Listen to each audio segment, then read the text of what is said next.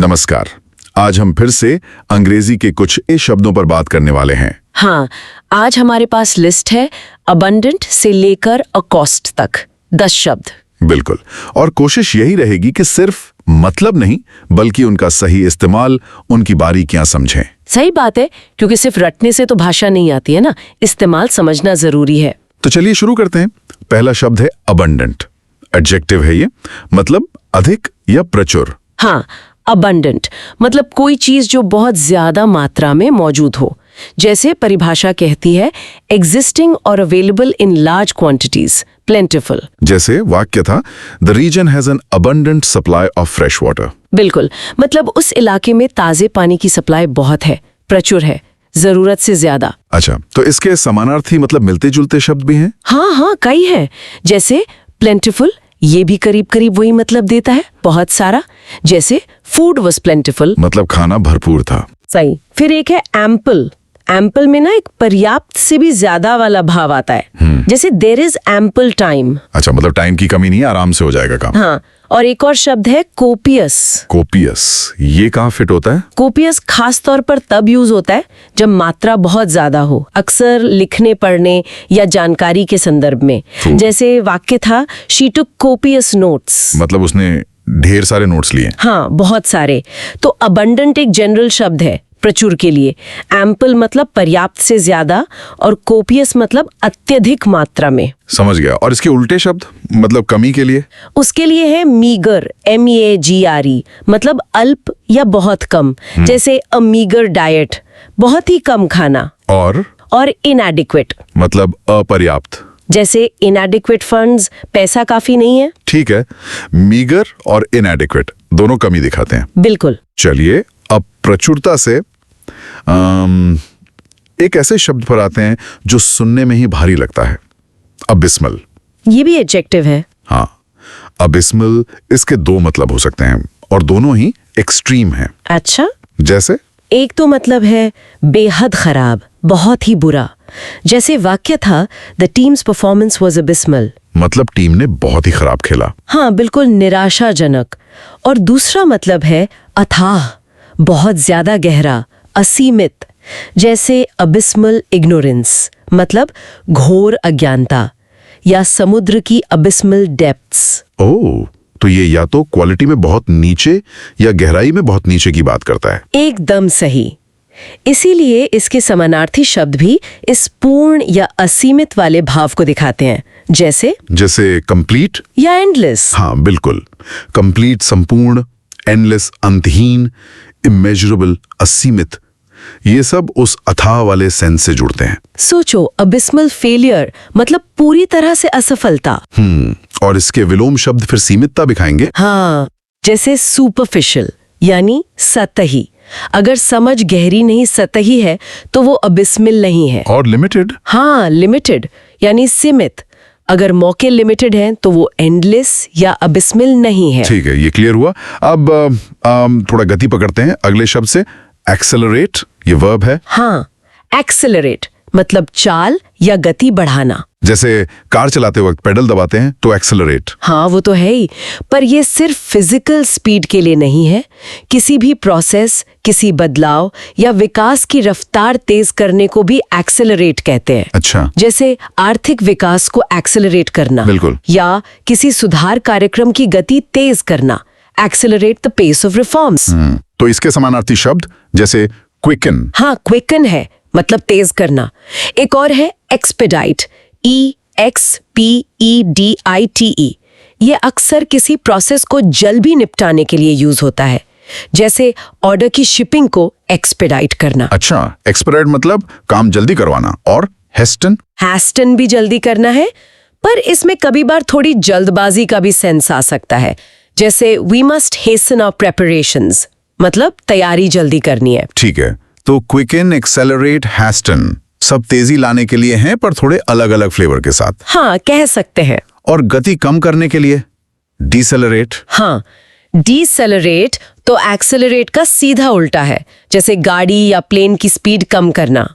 और एक और शब्द है रिटार्ड, RETARD। रिटार्ड, इसका मतलब? इसका मतलब भी धीमा करना या किसी चीज की प्रगति में बाधा डालना। जैसे lack of funding will retard progress, fund की कमी से प्रगति धीमी होगी। Okay, got it. अब स्पीड से हटकर किसी चीज पर जोर देने वाले शब्द पर आते हैं।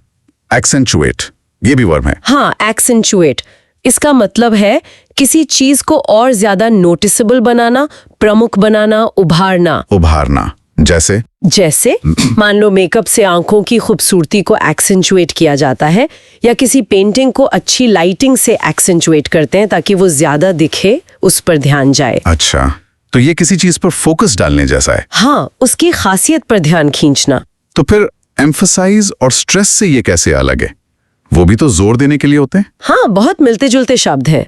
एम्फसाइज होता है किसी बात के महत्व पर जोर देना, जैसे एम्फसाइज सेफ्टी।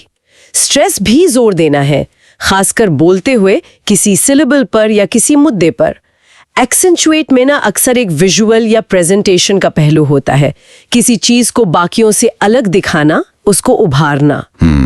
मतलब थोड़ा हाईलाइट करने जैसा। हाँ, कह सकती हैं, पर ये तीनों काफी हद तक इंटरचेंजेबल भी हैं कई बार। समझ गया। और अगर जोर नहीं देना हो, अनदेखा करना हो, उसके लिए शब्द है ओवरलुक, मतलब नजरअंदाज कर देना। जैसे कोई छोटी मोटी गलती ओवरलुक कर दी। और नोट्स में एक और विलोम दिया है, ओवरसी। हाँ, वो थोड़ा कंफ्यूजिंग है। ओवरसी का एक मतलब निगरानी करना भी होता है, जो कि उल्टा नहीं है, पर शायद यहाँ इसका मतलब ध्यान न देना या अनदेखा हो जाने के सेंस में लिया गया है। मेरे ख्याल से ओवरलुक ज्यादा साफ विलोम है। ठीक है, ये ध्यान रखेंगे। चलिए अगला शब्द एक्सेस, ये नाउन है, मतलब प्रवेश या पहुंच। हाँ, एक्सेस, किसी जगह, जानकारी या सेवा तक पहुंचने का साधन या मौका, जैसे एक्सेस टू दिस बिल्डिंग या एक्सेस टू इंफॉर्मेशन। इसके सिमिलर वर्ड्स, एंट्री, एडमिटेंस। हाँ, एंट्री तो सामान्य प्रवेश हो गया। एडमिटेंस अक्सर किसी ऐसी जगह प्रवेश की इजाजत होती है जहां सबकी एंट्री अलाउड नहीं है, रिस्ट्रिक्टेड एरिया टाइप। और एडमिशन? एडमिशन ज्यादातर किसी संस्था या कार्यक्रम में दाखिले के लिए यूज होता है, जैसे स्कूल, कॉलेज, म्यूजियम में एडमिशन। अच्छा, और अगर एक्सेस ना हो तो इसका कोई सीधा विलोम है? नोट्स में तो नहीं दिख रहा। नहीं, इसका कोई एक सीधा पॉपुलर विलोम शब्द नहीं है। एक्सेस ना होने को रिस्ट्रिक्शन, प्रतिबंध कह सकते हैं, या डिनायल ऑफ एक्सेस, पहुंच से इनकार, या बस लैक ऑफ एक्सेस, पहुंच की कमी। ठीक है, अब पहुंच से आगे बढ़ते हैं प्रशंसा की तरफ। अक्लेम, ये वर्ब है, मतलब जय जयकार करना या जोरदार तारीफ करना। हाँ, अक्लेम, ये पब्लिक में पूरे उत्साह के साथ की गई प्रशंसा है, खासतौर पे किसी की अचीवमेंट के लिए। जैसे कहते हैं ना, क्रिटिकली अक्लेम्ड फिल्म, मतलब आलोचकों ने बहुत सराहा। तो अपलॉड या प्रेज जैसे शब्द इसके समानार्थी हुए? बिल्कुल, अपलॉड मतलब ताली बजाकर तारीफ करना, प्रेज सामान्य तारीफ। एक और शब्द है एक्सटोल, EXTOL, इसका मतलब होता है किसी की बहुत ज्यादा बढ़ चढ़कर तारीफ करना। एक्सटोल। अच्छा। और अक्लेम का नाउन फॉर्म एक्लमेशन है। हाँ, एक्लमेशन मतलब जोरदार जय जयकार या प्रशंसा, जैसे ग्रीटेड विद लाउड एक्लमेशन। तो जाहिर है इसके विलोम शब्द निंदा वाले होंगे। एकदम, जैसे कंडेम यानी कड़ी निंदा करना, क्रिटिसाइज आलोचना करना, या फिर रिब्यूक मतलब डांटना या फटकार लगाना। रिब्यूक, ये शब्द भी काम का है। हाँ, ये सब अक्लेम के एकदम विपरीत है। अब प्रशंसा से ही जुड़ा एक और शब्द है एक्कोलेड। ये नाउन है, मतलब सम्मान या प्रतिष्ठा। हाँ, एक्कोलेड। तो फिर अक्लेम और एक्कोलेड में क्या फर्क हुआ? दोनों तारीफ या सम्मान से जुड़े हैं। अच्छा सवाल है। देखो, अक्लेम तो प्रशंसा की क्रिया है या प्रशंसा का वो भाव है, जबकि एक्कोलेड अक्सर उस प्रशंसा का एक ठोस रूप होता है।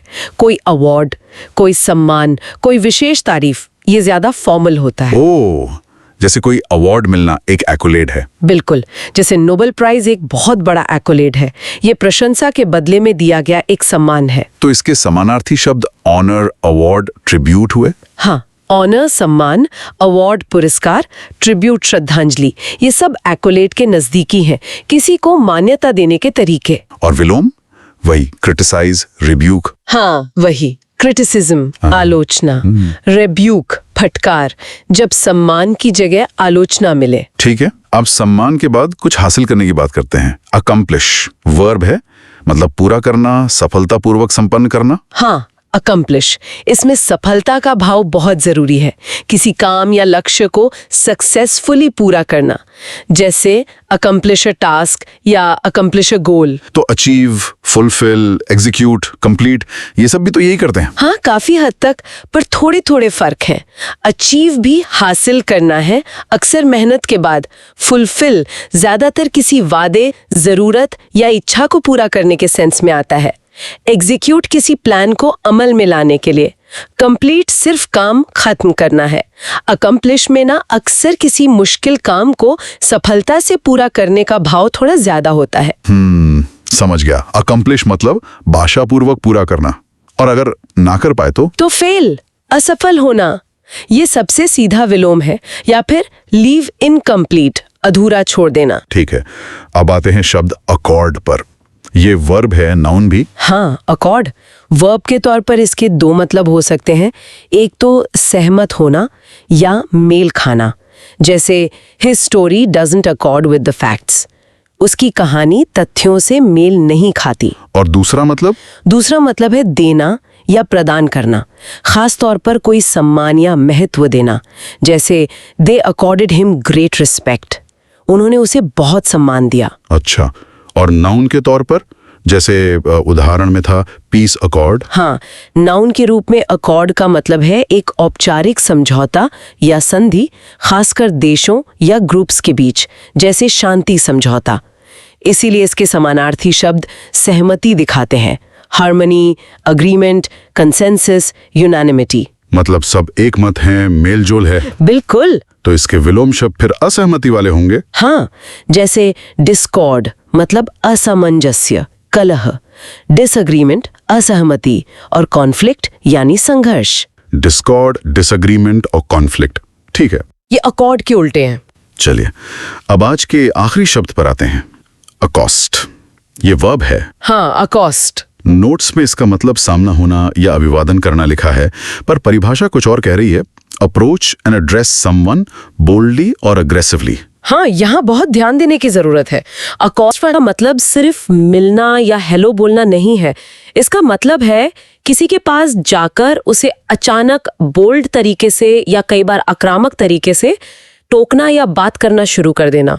अक्सर ये अनचाहा होता है। तो जैसे वो भिखारी वाला उदाहरण था, the beggar dared to accost the wealthy man. हाँ, बिल्कुल।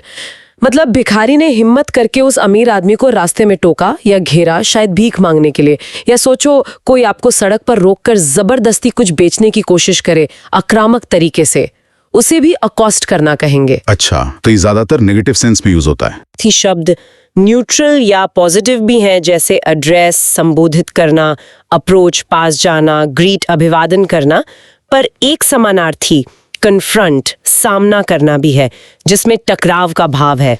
बाप रे, तो ग्रीट और अकॉस्ट में तो जमीन आसमान का फर्क हो गया। बिल्कुल।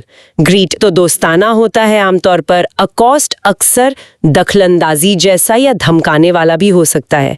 इसलिए इसे इस्तेमाल करते वक्त बहुत सावधान रहना चाहिए। सही कहा।